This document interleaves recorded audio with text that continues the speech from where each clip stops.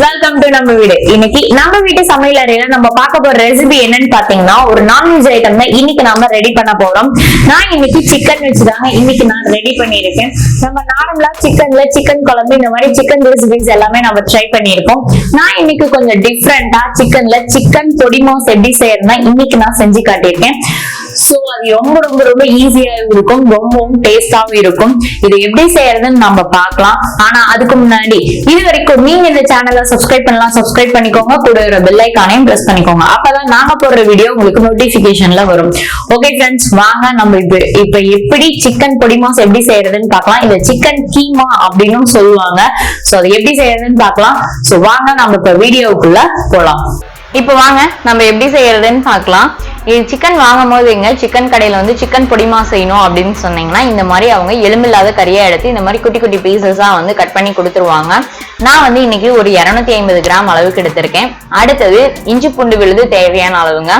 அடுத்தது பாத்தீங்கன்னா பச்சை மிளகாய், ஒரு 3 பச்சை மிளகாய் எடுத்திருக்கேன். ஒரு பெரிய வெங்காயம், ஒரு கொத்து கறிவேப்பிலை, ஒரு தக்காளி பழம் வந்து எடுத்திருக்கேங்க. இப்ப வாங்க நம்ம எப்படி செய்யறதுன்னு பார்க்கலாம். இப்ப பாருங்க, ஒரு கடாய் வச்சிருக்கேன். இப்ப இந்த கடாய் வந்து நல்லா ஹீட் ஆகட்டும். ஹீட் ஆனதுக்கு அப்புறமா நம்ம இது கூட ஆயில் வந்து ஆட் பண்ணிக்கலாம். இப்ப பாருங்க, கடாய் வந்து நல்லா ஹீட் ஆயிடுச்சு. ஸோ இதுக்கு தேவையான அளவுக்கு நம்ம வந்து ஆயில் வந்து ஆட் பண்ணிக்கலாங்க. இப்போ ஆயிலும் நான் வந்து ஆட் பண்ணிட்டேன். இப்போ ஆயில் ஹீட் ஆனதுக்கு அப்புறமா இது கூட வந்துட்டு ஒரு சின்ன பட்டை, ஒரு 3 கிராம்பு பூ வந்து போட்டிருக்கேன். இது நல்லா பொரியட்டும். இப்ப இது நல்லா பொரிஞ்சதுக்கு அப்புறமா இது கூட வந்துட்டு ஒரு 3 பச்சை மிளகாய் வந்து ஆட் பண்ணிக்கிறேன். நான் வந்து 3 பச்சை மிளகாய் எடுத்து இந்த மாதிரி குட்டி குட்டியா ரவுண்ட் ஷேப்ல வந்து கட் பண்ணி வச்சிருக்கேங்க. இப்போ இதையும் வந்து இது கூட ஆட் பண்ணிட்டேன். இது கூட ஒரு கொத்து கறிவேப்பிலையும் ஆட் பண்ணிருக்கேன். இப்போ இது ரெண்டும் நல்லா பொரியட்டும். இப்ப லைட்டா இதை வந்து ஒரு வதக்கிக்கலாங்க. இப்ப பாருங்க, நான் இதை ஒரு வதக்கிக்கிறேன். அடுத்தது இது கூட வந்து ஒரு பெரிய வெங்காயம், இதை வந்து நான் பொடியா கட் பண்ணி வச்சிருக்கேன். ஸோ அந்த பெரிய வெங்காயத்தை இது கூட ஆட் பண்ணிக்கிறேன். ஸோ வெங்காயம் எந்த அளவுக்கு போடுறோமோ அந்த அளவுக்கு டேஸ்ட் வந்து ரொம்பவே நல்லா இருக்கும். ஸோ அதனால நான் இன்னைக்கு ஒரு பெரிய வெங்காயத்தை எடுத்து இந்த மாதிரி பொடியா கட் பண்ணியிருக்கேன். நான் இன்னைக்கு செய்யறது வந்து ஒரு 250 கிராம் அளவுக்கு தாங்க கறி செய்யறேன். ஸோ அதனால ஒரு பெரிய வெங்காயம் எடுத்து நல்லா கட் பண்ணி வச்சிருக்கேன். ஸோ அதையும் இது கூட போட்டுட்டேன். இப்போ இது நல்லா வந்துட்டு வதக்கிக்கலாம். ஸோ இது நல்லா வந்து கலர் வந்து சேஞ்சஸ் ஆகட்டும். அந்த அளவுக்கு இந்த வெங்காயத்தை வந்து நல்லா வதக்கிக்கோங்க. ஸோ வெங்காயம் வந்து நான் சாப்பிடும் போது நல்லா வதங்கிடுச்சு அப்படின்னா சாப்பிடும் போது ரொம்பவே டேஸ்ட் வந்து ரொம்பவே நல்லா இருக்கும். இப்ப பாருங்க, நான் வெங்காயத்தை போட்டு இந்த வெங்காயம் நல்லா வதங்கிட்டு இது கலர் சேஞ்சஸ் ஆகுற வரைக்கும் நம்ம வெயிட் பண்ணலாம். இப்ப பாருங்க, கலர் வந்து சேஞ்சஸ் ஆயிடுச்சு.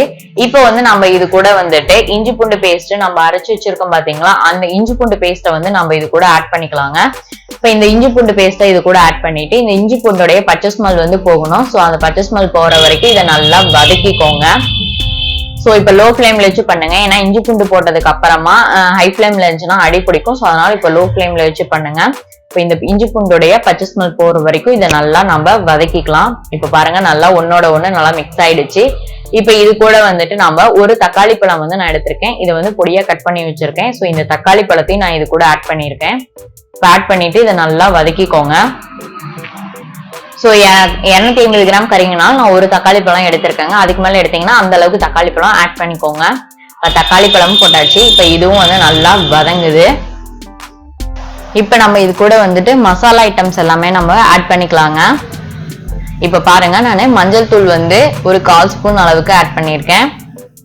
அடுத்தது இது காஷ்மீரி சில்லி பவுடர், இது 1 ஸ்பூன் அளவுக்கு காஷ்மீரி சில்லி பவுடர். அடுத்தது கொத்தமல்லி தூள் வந்து 1 ஸ்பூன் அளவுக்கு ஆட் பண்ணியிருக்கேன். அடுத்து இது நார்மல் சில்லி பவுடர், இது வந்து ஒரு 1/2 ஸ்பூன் ஆட் பண்ணியிருக்காங்க. இப்போ இது எல்லாத்தையும் போடலாம். ஏன்னா காஷ்மீரி சில்லி பவுடர் வந்து அதிகம் காரம் தராது, அது கலருக்காக. ஸோ அதனால அது 1 ஸ்பூன் போட்டிருக்கேன். இது நார்மல் சில்லி பவுடர் வந்துட்டு 1/2 ஸ்பூன் அளவுக்கு போட்டிருக்காங்க. இப்போ இது எல்லாத்தையும் போட்டுட்டு நல்லா மிக்ஸ் பண்ணிக்கோங்க.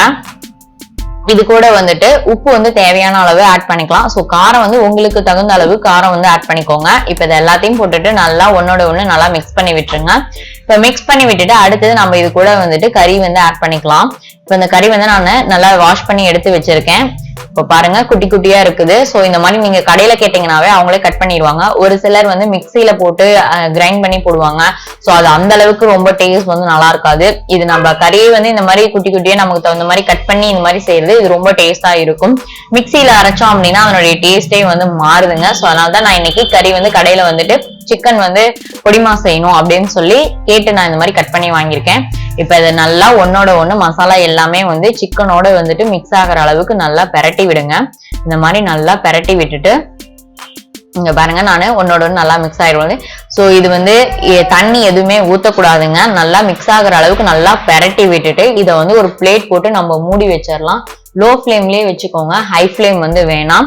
ஸோ லோ ஃப்ளேம்லயே வச்சுட்டு ஒரு 10 மினிட்ஸ் வந்து அப்படியே விட்டுறலாங்க. ஸோ கறி வந்து இதனுடைய இதுலயே வந்துட்டு வெந்துரும்.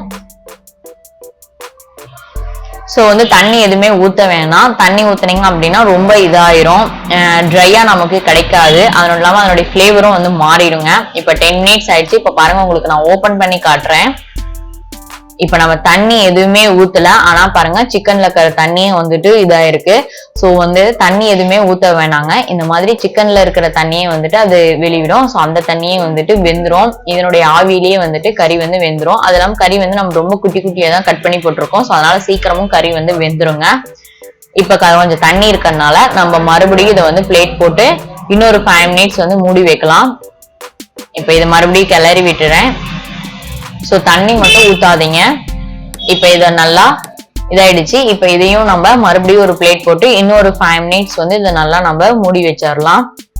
சோ நீங்களே பாக்குறீங்க, ரொம்ப ஈஸியான மெத்தட் தான், ரொம்ப சிம்பிளான மெத்தட் தான், கொஞ்சம் டிஃப்ரெண்டாவும் இருக்கும். அதனுடைய டேஸ்டும் வந்து ரொம்பவே நல்லா இருக்குங்க. சோ நீங்களும் இதை ட்ரை பண்ணி பாருங்க.